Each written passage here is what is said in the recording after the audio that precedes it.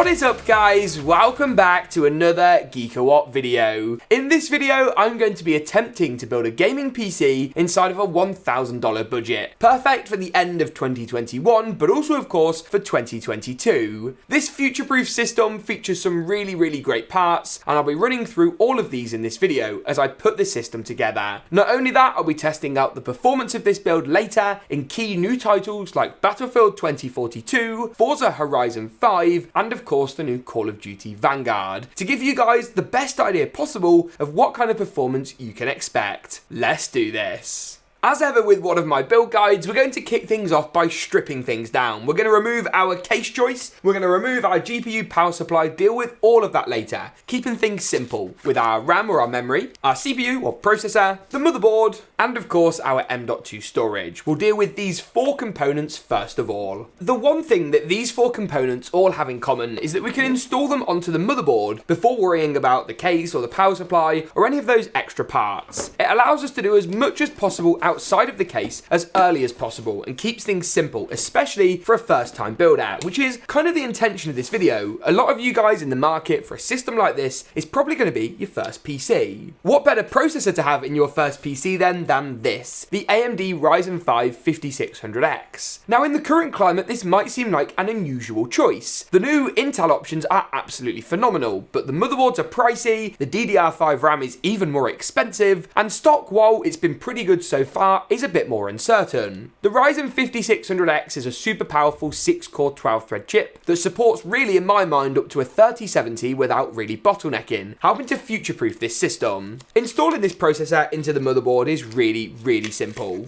You want to go ahead and grab the CPU out of its protective packaging, locate the golden triangle on the processor, and match this up with the triangle on the top left corner of our motherboard's CPU socket. That's this one right here. Lift up the retention arm on the CPU socket, drop the chip in, there's no force or pressure required at all, before returning the arm back down. One of the huge advantages of these Ryzen processors is the included stock coolers. This cooler comes included for free with your Ryzen processor, meaning you haven't got to go out and spend another $40 on an aftermarket unit, something which is important in the current climate where parts are inflated in their price, though latest pricing and availability can be found at the affiliate links in the description below. Continue to screw down your cooler on each of the four corners, and that's basically it. It will come with pre-applied thermal paste as well if it's brand new, saving you that headache. Once this is installed, we can move on to the RAM or the memory. I've gone ahead and picked up a 16GB kit of GEiL's Orion RGB. Now you can get this in either a red or a black version. I've kept it simple and just gone for the black or the grey one. This RAM is 3600MHz as well, meaning it's super quick, something that Ryzen really likes. Going for 3000MHz rather than 3600 will have a huge impact on your performance. Go ahead and find the notch on the memory, and with the GEiL Orion logo facing away from me outside of the motherboard, slide it into your RAM slots. For this build, we're going to be using the 2nd and 4th DIMM slots on the motherboard, as these are the best ones to give us dual channel performance. Nice and easy then, we've got one more component to install into the motherboard before we're pretty much finished in this regard. This right here is the Samsung SSD 980, an awesome Gen 3 NVMe drive that doesn't break the bank, but equally won't bottleneck a GPU up to say a 3060 Ti or 3070. The whole idea behind this system is that we don't want to spend extra money ensuring it's good for the next 5 or 10 years, but equally I don't want to pick out parts that are going to stifle you in the long run, especially as GPU stock and availability gets better, though that's not to say the build in its current state isn't bloody awesome. We'll be installing our SSD under this black cover right here. This is a heatsink or a heat spreader, I should probably say, which helps to keep the drive nice and cool. It's not just our CPUs and GPUs, ladies and gents, that need cooling nowadays. Go ahead and remove this, and underneath you'll expose this M.2 slot. Locate your drive, slide it into place, sort of a 45-degree angle before pushing it back down. You don't need to screw this in, as the heatsink and its screw will hold it into place and do that job for us. Nice and easy, and once this is done, the CPU, cooler, RAM and the SSD are all installed beautifully into the motherboard. With that step nicely rounded off, it's time to pick up the case choice for this system. Now, picking out a PC case in 2021 and 2022 or at that time of the year, is quite tricky, which is why we've made a video with some of our top 5 and top 10 case choices. Now, this is a new option to the market from Kolink. Availability here in Europe's pretty good, but I'll link some American alternatives in the description below. With a micro ATX form factor, tempered glass, and plenty of RGB to go around, it looks awesome and is going to work really well for this system. The more compact micro ATX form factor is also a personal favourite of mine, while a built-in vertical GPU mount on a case that costs like £50, $60 is obscenely good value. Really impressed with this case from Kolink. It even includes Type-C on the front panel, ticking every one of our boxes, especially for a budget system. There are a couple of things we need to do in order to install the motherboard into the case. The first is locating each of the holes through the motherboard itself. For us, we've got 3 along the top, 3 across the middle, and 2 down the bottom. These match up relatively well to the standoffs in the case, with the 2 at the top and 2 in the middle in the right places, and 2 at the bottom also well located. We just need to add 1 in here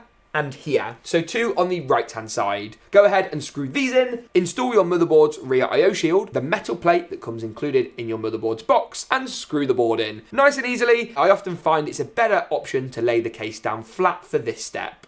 Next up on the component hit list then is the GPU, or the graphics card. Now I can hear you mashing your keyboards going, James, but you can't buy a graphics card anymore. How on earth can we fit this in any sort of budget? The GPU crisis is undoubtedly at one of its worst points in PC gaming history. Even back in 2016, the crisis didn't last this long, and I think that stock issues could very easily run into the entirety of next year. More about that in a separate, quite ranty, emotional video at a later date. Now this right here is a GTX 1660 Super, and in today's build I've tried to allow for around $400 or $450 to buy this on the second-hand market. Now you have to be careful where you buy a GPU from, and I'm not saying that I find any joy in paying $400 or $450 for a 1660 Super, nor that stock will be super easy to find. It won't. In these videos before, I've shared links to in-stock components that have then sold out pretty much immediately. It's just the nature of what we do. This card a year ago might have seemed like a little bit of an inadequate GPU, especially when compared to like an RTX 3060, but it performs solidly at 1080p. This MSI cooler specifically is fantastic, though any 1660 Super, to be honest with you, that you can find is a good choice, and it has 6GB of VRAM, an amount that knocks on the door of some of the latest 30 series cards. It performs, as I say, very well at 1080p, even in those latest AAA titles, and we'll be testing the likes of COD Vanguard and Forza Horizon 5 in more detail later on. It goes without saying that this just isn't the card for you if you're looking to game at 4K high settings 60 frames a second. But for everybody else, in my opinion, it's a mightily good choice that you've actually got a decent chance of being able to buy. Now we could install this horizontally in our case, but that vertical mount's got me thinking just how good that might look and be a little bit different actually for a build like this one. So let me run and grab one of our PCI risers and see if it actually fits, and this is something we can achieve in our system today. Found one. This is from Corsair, and this is a low profile one, so I think we've got a pretty decent chance of it actually working in the system today. So let's clip that in, fold it all the way back and tuck in the extra slack, and that to me looks like it might just work. We need to grab a screwdriver and remove the screws on the rear panel of our horizontal GPU mount, or vertical GPU mount I should say. Very minor clearance issue with the back fan. I think we just need to take the back fan off, install the GPU, and then we should be able to reinstall the back fan without too many issues. Let's see if that was indeed the culprit that was preventing us from installing the card.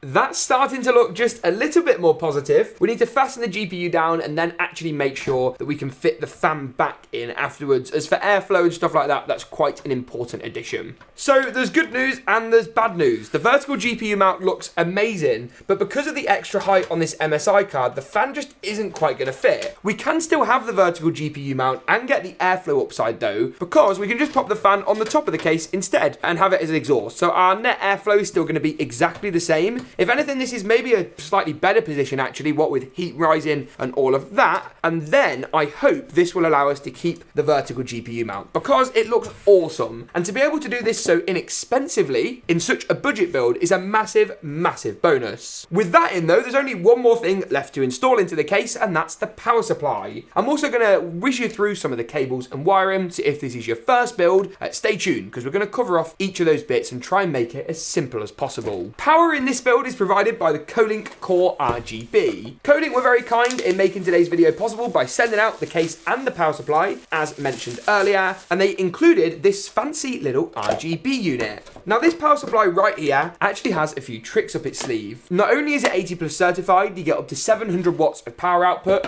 more than enough for say like an RTX 3060 or 3070 later down the line, and it's actually quite compact. It isn't fully modular, but it does have all the cables we need sleeved in a nice black finish, and we'll be able to just tuck all the spare ones away without too many issues. With the power supply in then, there's just a few cables we need to connect. The CPU power connector is first, and this goes to the top left of the motherboard by our processor. The largest cable of the bunch is next on the list, our motherboard 24-pin connector. This provides power to your motherboard and everything connected to it, and goes to the right-hand side of the board. Our graphics card in this system will also take an 8-pin PCIe power connector. That's just a single 6+2-pin block that goes to the top of the GPU. A SATA power cable is the thinnest of the bunch, and this connects up to our RGB hub at the rear of the case to make sure our fans illuminate and look absolutely fantastic. Front panel cables are next then, just a few cables that need to go from the case to the motherboard. Your JFP1 are your fiddly little pin connectors, which will pop a diagram on your screen now for to make things a bit easier. These allow you to use your power and reset switch and all that good stuff, and allow the hard drive indicator LEDs to work. We're also going to plug in our USB 3 Type A connector. This is the largest of the front panel cables, is often blue, is notched, and only goes in one way around. Be careful with this one. If you get it wrong, you can cause a bit of damage, so take it nice and slow. Finally then, we've also got our HD audio connector. This powers up the separate headphone and mic jacks on the top of the case, and plugs to the bottom left of our MSI VDH motherboard, a little something like this. Simples, right?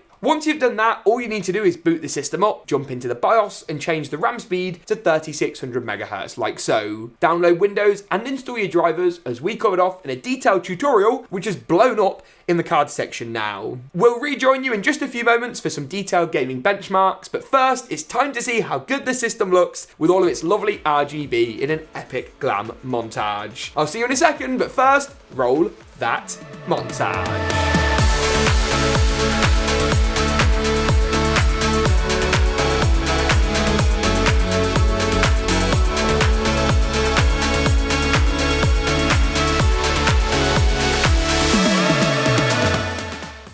Stuff. Now that we've seen just how good this $1,000 gaming PC build looks, it's time to see just how good it performs. And as usual, we've tested a wide variety of titles to give you guys a really good picture of the numbers that you could be expecting. On your screen now is a summary of all the results we were able to gather from this fairly budget-oriented system. The idea here was to test out at 1080p across the board and basically get loads and loads of different performance numbers. We'll be looking at some of these titles in more detail, starting off with GTA 5. At 1080p, high settings tested in the in-game benchmarking mode, we managed to achieve 130 frames per second. All of our frame rates were tested with a benchmark mode where applicable, using MSI Afterburner's Reaver Tuner. We also tested out the new Battlefield 2042, and I'm happy to report at 1080p medium, we got 82 frames per second on average. Consistent 90 and 99th percentile results showed the frame rate didn't falter too much as well, giving you a consistently strong gaming performance. Giving you a consistently strong gaming experience. Moving on to Call of Duty Vanguard then, that's next up. Here at 1080p high settings, we got 84 frames per second on average, with 77 and 65 for the 90 and 99th percentiles.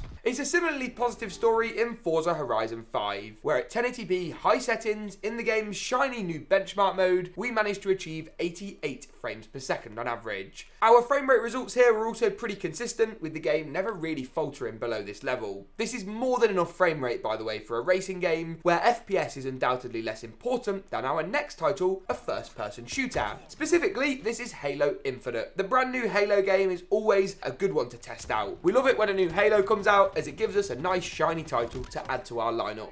Here at 1080p low/competitive settings, we got 95 frames per second. We tested at these settings to get the best frame rates, and as I say, frame rate here is more important, which is why we tested in the way that we did. Next up is Apex Legends, one of the most popular games out right now, and here we tested at 1080p high settings, achieving 116 FPS. We thought high settings made sense with this frame rate, as we figured most of you guys won't be rocking a 144Hz monitor with this system, but if you were, prefer, you can drop down to 1080p medium and jump that frame rate up to the 130, 135 region. Next up on the list is Valorant. Here at 1080p medium settings, we got 301 frames per second. You heard me right, over 300 FPS on average in Valorant. Frame rate did get a lot higher than that at times as well, with this being an average, and the game visually looked as good as Valorant could look. Finally then, we also tested out a little bit of Fortnite. Here at 1080p competitive settings, we managed to achieve 228 frames per second on average, with 177 and 119 for the 90 and the 99th percentiles. With that though, that pretty much wraps it up for the whole video today. If you enjoyed this one, give it a big old like rating, make sure to get subscribed. Thanks for tuning in though, and as always, we'll see you in the next one.